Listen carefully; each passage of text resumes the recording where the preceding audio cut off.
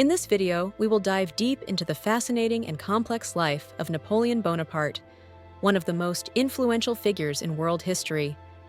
From his early years on the island of Corsica to becoming the Emperor of France and his ultimate downfall, we will explore key moments in his life and the legacy he left behind. The life story of Napoleon Bonaparte.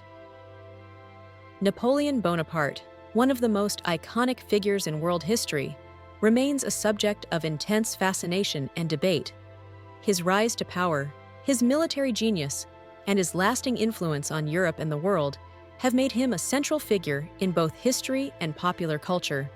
But how did this man, born on a small Mediterranean island, come to dominate much of Europe and shape the course of history? Let's take a journey through the life of Napoleon Bonaparte, from his early beginnings to his final days. Early life and education. Napoleon Bonaparte was born on August 15, 1769, in Ajaccio, Corsica, a small island in the Mediterranean Sea that had recently been ceded to France by the Republic of Genoa. He came from a noble family, though not from one of the most prestigious lines of French nobility. His father, Carlo Bonaparte, was a lawyer, and his mother, Letizia Ramolino, was a strong and resilient woman who played an important role in Napoleon's upbringing. Growing up, Napoleon showed an early interest in military life, enrolling in a French military school at the age of 9. He moved to mainland France to attend the prestigious military academy of Braine-le-Château, where he spent several years studying military strategy and tactics. His time in France was difficult. He struggled with the language and faced discrimination due to his Corsican accent and foreign origins. However, Napoleon's sharp intelligence and determination allowed him to overcome these obstacles and gain a reputation as a promising young officer. The rise of a military genius. In 1785, at the age of 16, Napoleon graduated from the military academy and was commissioned as a second lieutenant in the French army. His early years as an officer were relatively uneventful, but the outbreak of the French Revolution in 1789 would change the course of his life. The revolution brought great upheaval to France, and Napoleon, like many others, saw an opportunity for advancement. During the chaotic years of the revolution, Napoleon aligned himself with the revolutionary cause and quickly rose through the military ranks. His first major success came in 1793 when he played a crucial role in the siege of Toulon, a port city that had been taken by royalist forces. Napoleon's brilliant strategy and leadership led to the recapture of Toulon, and in recognition of his success, he was promoted to brigadier general at the age of 24. From this point forward, Napoleon's rise to power was meteoric. He won several key victories in Italy, defeating the Austrians and cementing his reputation as one of the greatest military minds of his time. His success in Italy earned him fame, but it was his Egyptian campaign in 1798 that truly marked him as a man of destiny. While the campaign was ultimately a military failure, Napoleon's leadership and charisma continued to captivate the French public. The coup of 1799 and the birth of the Consulate. By the late 1790s, France was in political turmoil. The revolutionary government, known as the Directory, was weak and ineffective, and Napoleon saw an opportunity to seize power.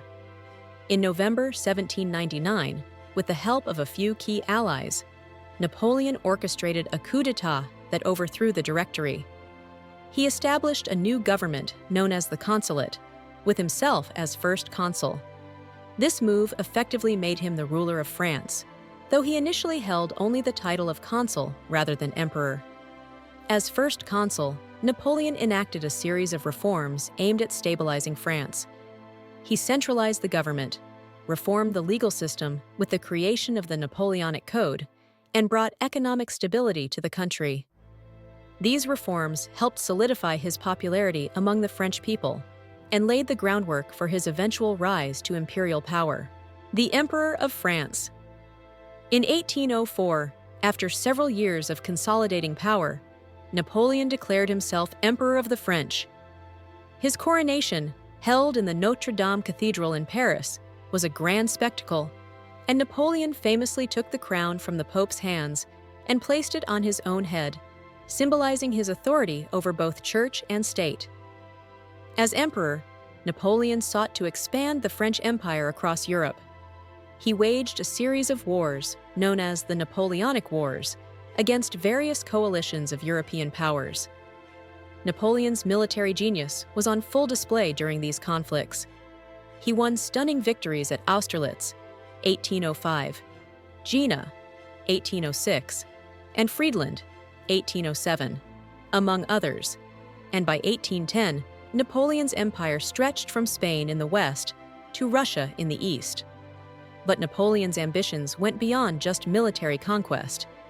He aimed to reshape Europe according to his vision, spreading revolutionary ideals such as legal equality, religious tolerance, and national self-determination. However, his empire was constantly threatened by coalitions of European powers who feared his growing power. The downfall, Waterloo and exile. Despite his successes, Napoleon's empire began to unravel in the later years of his reign. One of his most disastrous decisions was the invasion of Russia in 1812. In what became known as the Russian Campaign, Napoleon led an army of over 600,000 men into Russia, only to face devastating losses. The harsh Russian winter, along with scorched earth tactics employed by the Russians, decimated Napoleon's forces.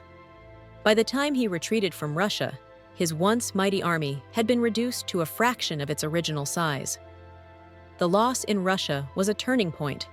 Napoleon's enemies seized the opportunity to strike back. In 1814, a coalition of European powers invaded France, and Napoleon was forced to abdicate and surrender. He was exiled to the island of Elba, where he would remain for a brief period. However, Napoleon's story did not end there. In 1815, he escaped from Elba and returned to France for what is known as the 100 Days. He regained power and briefly ruled France again, but his return was short-lived.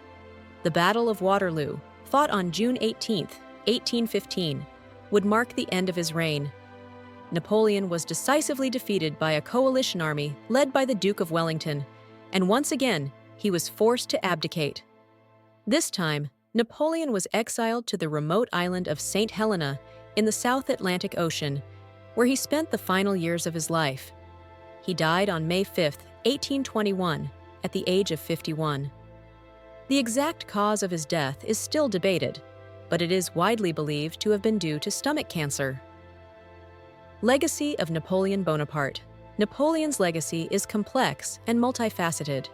On one hand, he is remembered as a brilliant military strategist and a reformer who brought lasting changes to Europe. The Napoleonic Code, which he established, has had a profound influence on legal systems around the world, and his ideas on meritocracy and civil rights helped shape modern Europe. On the other hand, Napoleon's imperial ambitions and the wars he waged resulted in the deaths of millions of people. His aggressive expansionism and authoritarian rule left a lasting impact on Europe and the world, and many still debate whether his reign was ultimately a force for good or evil. Regardless of one's opinion of Napoleon, it is undeniable that his life and career have left an indelible mark on history. His story is one of ambition, genius, and tragedy, and it continues to captivate historians and the public alike. Thanks for watching! I hope you were interested in learning something new. Write in the comments whose story you want to know in the next video.